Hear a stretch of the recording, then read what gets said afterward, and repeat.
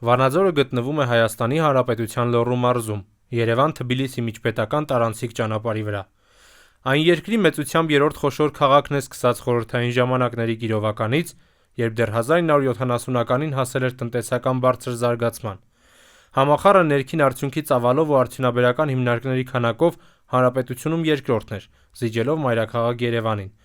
Համարվում էր խոշոր արդյունաբերական քաղաք, բնակչությունը հասնելով 173 հազարի։ Գտնվելով Փամբակի և Բազումի միջլեռնային գոգավորությունում, Տանձուտ, Փամբակ և Վանաձոր գետերի միախառնման վայրում, ծովի մակերևույթից 1350 մետր բարձրության վրա,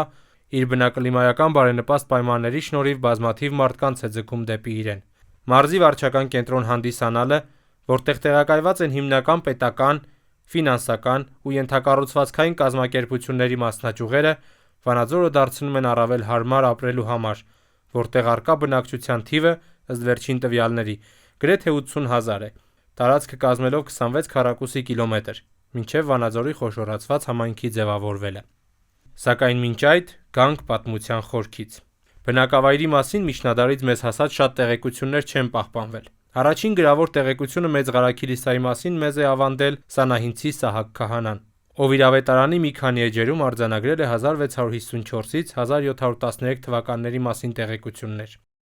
Բնական աղետից կործանված Տանձուտ բնակատեղիի տարածքում ծնվեց Մեծ Ղարաքիլիսան, որն այնուհետ դարձավ Կիրովական և ապա Վանաձոր։ Իսկ միակ հետքը, որ հասել է մեզ, Վանաձորի կիրճում գտնվող Պապանի գյուղն է։ Հնագետներն ուսումնասիրելով քաղաքի մերձակայքը, պարզել են, որ Վանաձորի հարավային մասում, Փամբակի լեռնաշղթայի ստորոտում, դեռևս շատ հնում գոյություն են ունեցել երկու գյուղեր։ Դրանցից մեկը կոչվել է Վանաձոր, մյուսը Պապանի գյուղ, ոմն Պապանի անունով, որը եղել է այդ գյուղի բնակիչ, գուցեև տանուտ էր։ Պապանի գյուղն անմարդաբնակ է դարձել 18-րդ դարի կեսերին, իսկ Վանաձոր գյուղը գոյություն ուներ ընդհուպ մինչև 19-րդ դարի սկիզբը։ Այս երկու գյուղերի տարածքում եղել են մի քանի վանքեր, որոնց պատճառով էլ գյուղերից մեկն անվանվել է Վանքաձոր կամ Վանք, ապա հնչյունափոխվելով դարձել Վանաձոր։ Քիչ չեն նաև վաղ միջնադարյան պատմական հուշարձանները, որոնց ցույց է օրինակ Սուրբ Կամակատար մատուռը Տարոն թաղամասում, որը վերականգնվել է 1841 թվականին։ Ղարաքիլիսայի անվան մասին ժողովրդական ավանդությունը վկայում է. Թուրք փաշան իր բանակով մտնում է քաղաք, ավերում այն և զորքը տեղավորում եկեղեցում գիշերելու, իսկ ինքը մի քանի զորականների հետ տեղավորվում գյուղի մեծահարուստների տներում։ Հայ երիտասարդները, որ մինչ այդ պատսպարվել էին սարերում, այդ գիշեր իջնում են և կոտորում թուրքական զորքը։ Առավոտյան փաշան, տեսնելով իր զորքի կոտորվելը, սարսափահար բացականչում է. «Ղարաքիլիսա», այսինքն սև եկեղեցի, որ սևացրիր իմ բանակը։ 1812 թվականի մայիսին եվրոպացի ճանապարհորդ Ջեյմս Մորիերը լինելով Ղարաքիլիսայում գրում է. «Ղարաքիլիսայի, ինչպես նաև երկրի այս մասի բոլոր գյուղերի տները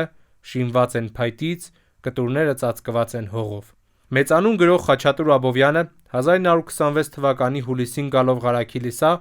հայ մեծ գրողը քաղաքը այսպես է նկարագրում. «Ինքը Ղարաքիլիսա քաղաքը չուներ այդ ժամանակ ոչ մի աչքի ընկնող շենք, բացի ռուսաց եկեղեցուց և գավառապետի բնակարանից, երկուսն էլ կառուցված փայտից»։ 18-րդ դարի վերջին Մեծ Ղարաքիլիսան կենսունակ գյուղ էր ու հայտնի էր իր բնակչությամբ։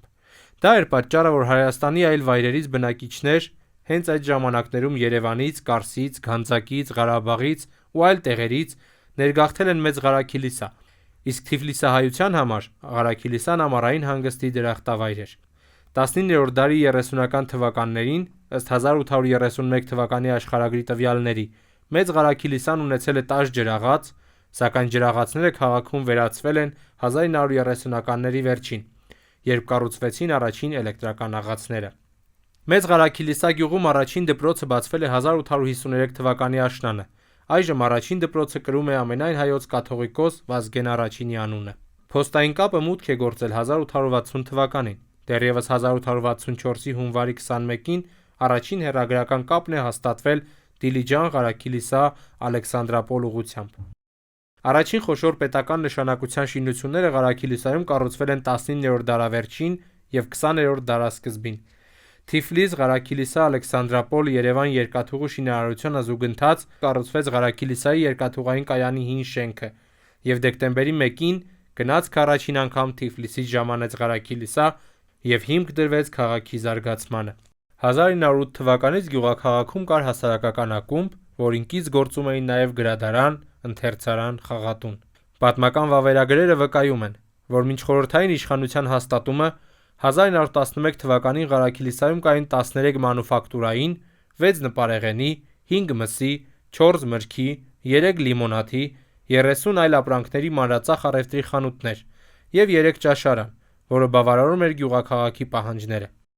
Գյուղմթերքի շուկան ձևավորվել էր դեռևս 1911 թվականին, ներկայիս շուկայի տարածքում, սակայն իր գոյությունը ավարտեց 1969 թվականի հոկտեմբերին և տեղում կառուցվեց ներկայիս փակ շուկան, որի մոտ է գտնվում շուկայի հայտնի Լաչինի միջանցքը։ Գյուղաքաղաքում կար ընդամենը կղմինդրի 3 արտադրամաս, մեխանիկական 1 արհեստանոց, 4 ջրաղաց և հացի 12 փուռ։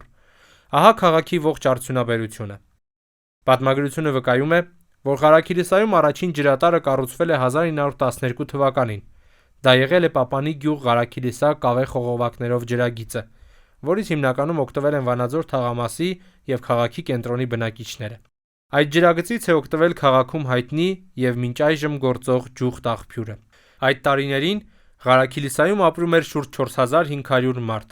ունեցել է 3 դպրոց, կենցաղսպասարկման 5 օբյեկտ, 1 բաղնիք, 4 ջրաղաց և մի շարք այլ մասնագետներ, ովքեր տնային պայմաններում էին իրականացնում բնակչության կենցաղային սպասարկումը։ Կար բնակչությանը սպասարկող 40 կառք և սայլ, որով կատարվել է նաև բեռնափոխադրումներ։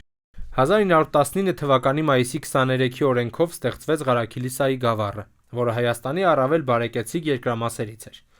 Ղարաքիլիսայում առաջին դեղատունը բացվել է 1920 թվականին։ Խորհրդային տարիներին քաղաքում գործում էր 4 դեղատուն։ 1921 թվականի հունվարից սկիզբ է առնում Ղարաքիլիսայի արդյունաբերացման գործընթացը, որի նպատակն էր գյուղաքաղաքը դարձնել արդյունաբերական կենտրոն։ 1921-ից 22 թվականներին Ղարաքիլիսայում կազմավորվում էին առաջին ֆիզկուլտուրային խմբակները՝ ծանրության բարձրացում, ֆուտբոլ, թեթև ատլետիկա, մարմնամարզություն ձևերից։ 1921 թվականին շահագործման է հանձնվում մանարանը։ 1922-ին Ղարաքիլիսայում շահագործման է հանձնվում տարածաշրջանի առաջին տպարանը, որը սկզբնական շրջանում կատարում էր ձևաթղթերի տպագրության պատվերներ, իսկ 1931-ից սկսած նաև քաղաքի առաջին սոցիալիստական արշավ, հետագայում կայծ թերթերի տպագրությունը։ Առաջին ինքնաշեն ռադիոընդունիչները Հայաստանում ի հայտ են եկել 1922-ին, իսկ 1928 թվականին Ղարաքիլիսայում շահագործման է հանձնվում առաջին ռադիոհանգույցը սեփական հաղորդումներով։ 1924 թվականի մարտի 14-ին ՀԽՍՀ ժողովրդական կոմիսարների խորհուրդը որոշում կայացրեց մի քանի կենտրոնական վայրեր քաղաքների վերածել՝ Երևան, Լենինական, Վաղարշապատ, Ղարաքիլիսա, Նոր Բայազեդ (այժմ Գավառ), Դիլիջան, Գորիս։ Խորհրդային Հայաստանի առաջին հիդրոկայանը կառուցվել է Ղարաքիլիսայում 1924 թվականի մայիսի 2-ին։ Ղարաքիլիսայի հիդրոկայանի գործարկման շնորհիվ նավթի ճրագներին փոխարինելու եկան էլեկտրական լամպերը։ Հեռախոսակապը Ղարաքիլիսայում կազմակերպվել է 1926 թվականին, առաջին տարում կոմուտատոր (փոխարկիչ) սարքի միջոցով։